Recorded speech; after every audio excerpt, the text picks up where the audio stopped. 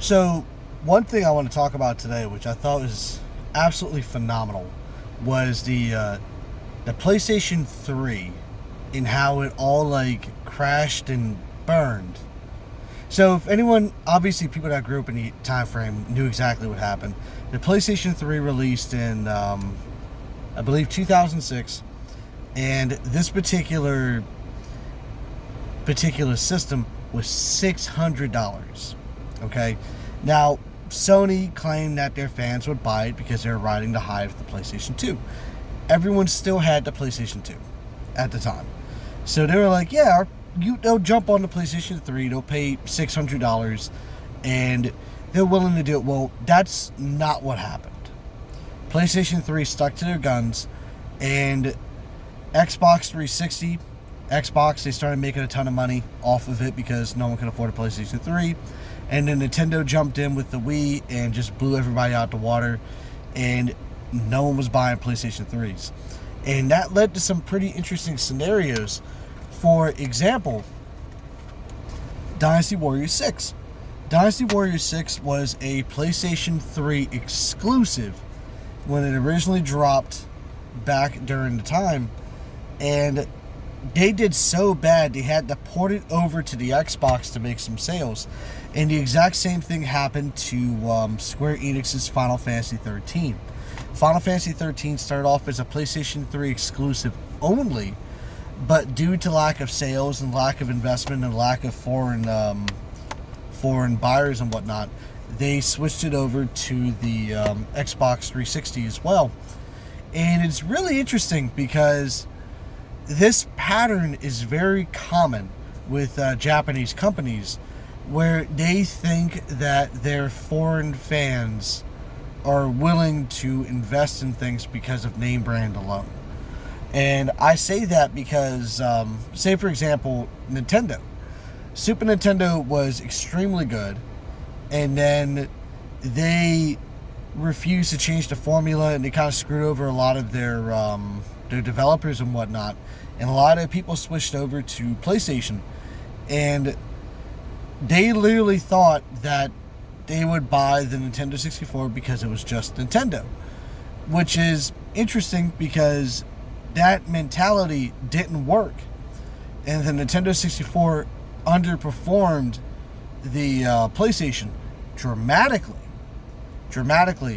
and it ended up being a situation where Sony got a massive foothold in the industry because of them in that mentality. And they've done this with everything. Like, a lot of Japanese companies are known for this.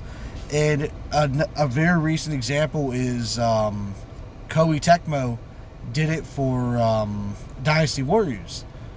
Dynasty Warriors 6 and 9 both failed completely because they thought they misunderstood and misjudged their Western base. That's literally what happened in those scenarios. And this situation with the PlayStation 3 is that it is a Japanese company misunderstanding the Western audience so much that they almost brought down the entire company because of it.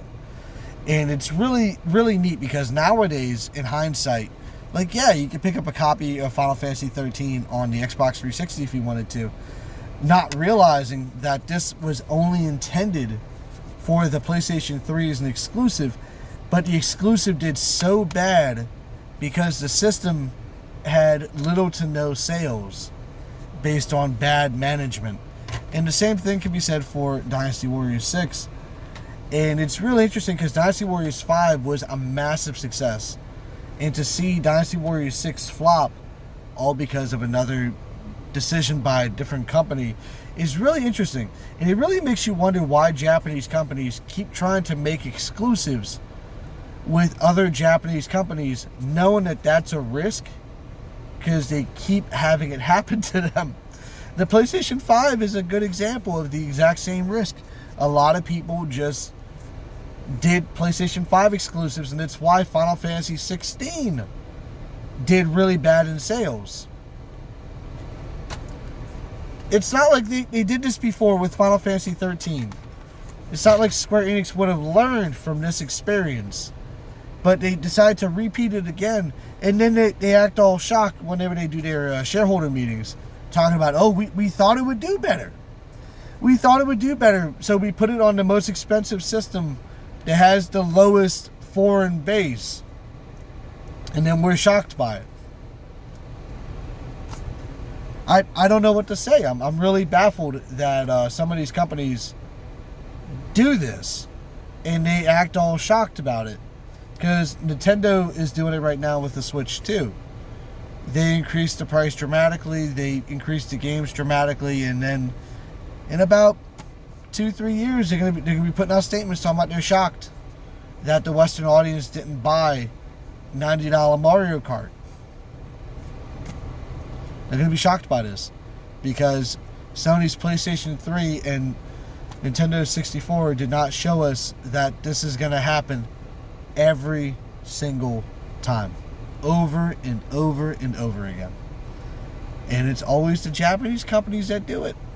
Every time. They just misunderstand the Western audience. Like, a new generation just comes in and decides to make the same mistakes constantly. So, hey Switch 2, PlayStation 3 is telling you hi.